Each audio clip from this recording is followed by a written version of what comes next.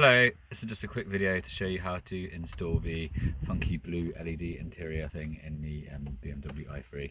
Just a quick note, I've not installed anything more complex than an air freshener before in a car, so you can do it, the monkey can do it, even I can do it.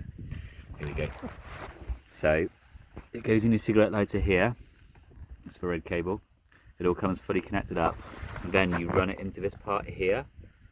So literally you just fold it, not even fold it, sorry, it's got like this plastic edge to it, and you just simply push it in, and there you go. Like, use your fingernail, I'd use that to sort of push it in.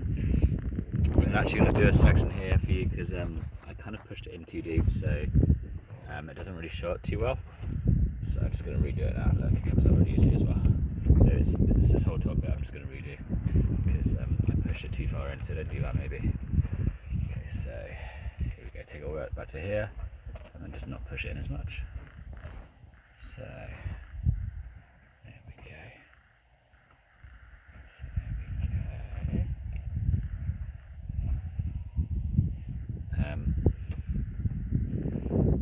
Can you see it's just like,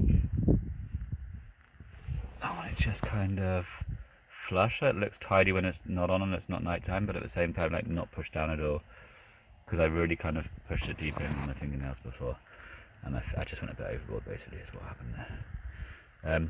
But yeah. Oh, and the route I followed, by the way, from start down here, come all the way along, round that black plastic there, around that bit there, you see it on that corner.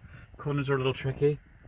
Round back behind the instrument display, and then along, around that corner bit there, you see all this, down there underneath the air vents, and up and around.